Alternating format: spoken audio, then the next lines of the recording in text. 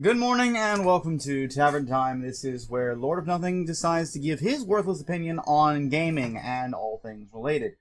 So I figured I'd start the series off by complaining about industry greed. And I am someone who personally loves greed. I mean, I have a copy of the Greed Magic the Gathering card right here that someone gave me. But I think that you should be giving someone a fair price for something. And one thing I abhor above all others is insignificant microtransactions that are just there to nickel and dime you rather than give a quality product. So, link in the description, archived of course, and a link to Tech Raptor going on about the microtransactions going on in Crash Team Racing Nitro Fuel, the remake of the classic Crash Team Racing for the PlayStation 1, brought forth onto the PlayStation 4. Initially, as you can read in the article, the devs said there would be no microtransaction and the entire game would be funded by your wallet by buying the game retail. Like a traditional game. You know, like games used to be. However, we can go into the article. Activision put in these microtransactions after reviews had already gone through, after the game had been on the shelves for a couple of like a month or two. Let me see, what was the actual release date of Crash Team Racing Nitro Fuel? It was, let me go to Wikipedia real quick. It was June, yeah, so 1 month. 1 month and 10 days. They wait after the reviews have already gone through, after the SCRB has already gone through, and actually they even say this, that on copies of Nitro Fuel that you buy retail, it doesn't say microtransaction because the ESRB didn't see that. So, what do they have to do now? They have to go back and change all these labels. They're perfectly fine doing that. It probably costs them, say a couple grand to go back and change up the printing, and change up this whole thing. That's fine. That's probably even cost even less, really, because all they have to do is change one text, change the font size, and go.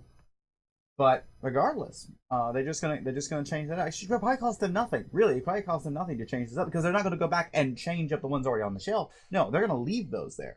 They're going to just make you not see that. Go away, brave ad. And we can go back into the article itself.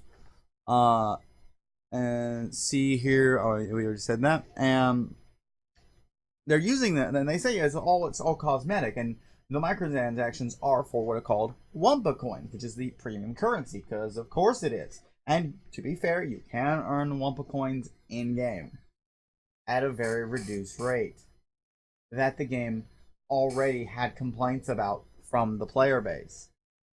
I had actually considered getting Nitro Fuel because I had heard it wasn't microtransaction ridden. It was a remake of a game I already enjoyed as a child. I like kart racers. I like battle games like Mario Kart and Crash Team Racing. I like those games. I like the Jak and Daxter one from the PlayStation 2. And it's not that good of a kart racer, because the cars are really big and the levels are quite hard. I remember them being quite hard. It's been a decade since I played that game. Well over a decade. Regardless, this is annoying. And this is going to continue this downward spiral of companies continuing trying to push this envelope to see how far they can get it. And to be fair, players have only themselves to blame. I mean, yes, you can say that, normal average player, like mobile players, one of the ones who ushered this in. However, not really. If it was only working on mobile, developers on consoles and PC wouldn't be pushing microtransactions. Players on PC and consoles have been buying them. I heard yesterday at work, a customer came in and was talking to one of my coworkers that he had spent $100 on Madden. $100 in Madden. What? I can justify buying $100 on equipment, or on an investment, or $100 to last me 2 weeks in groceries.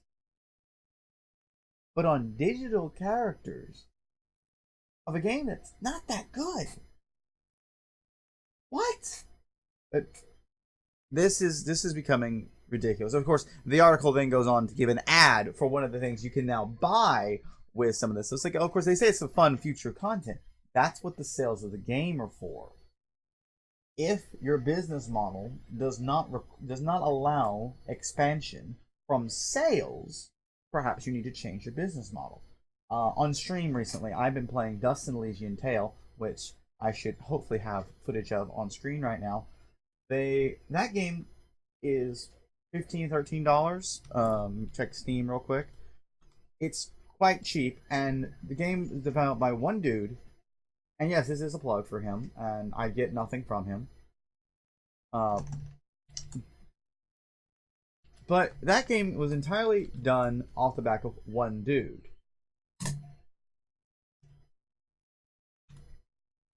I can get it to pull up. Yeah, it's $15. And he has never sold DLC, which I would kill if he did.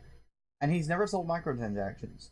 That game funded his entire life. He's made a killing off this game. Because it was fairly priced, you got a lot of content, and everything was good. What does EA and Activision and Ubisoft do? They nickel and dime you with theme packs and premium currency because we're playing on freaking phone games now. That's where we are. 2019, the era of the phone game on your PC and console. Congratulations. Well, that's about it for everyone. Thank you for watching, and have a good day.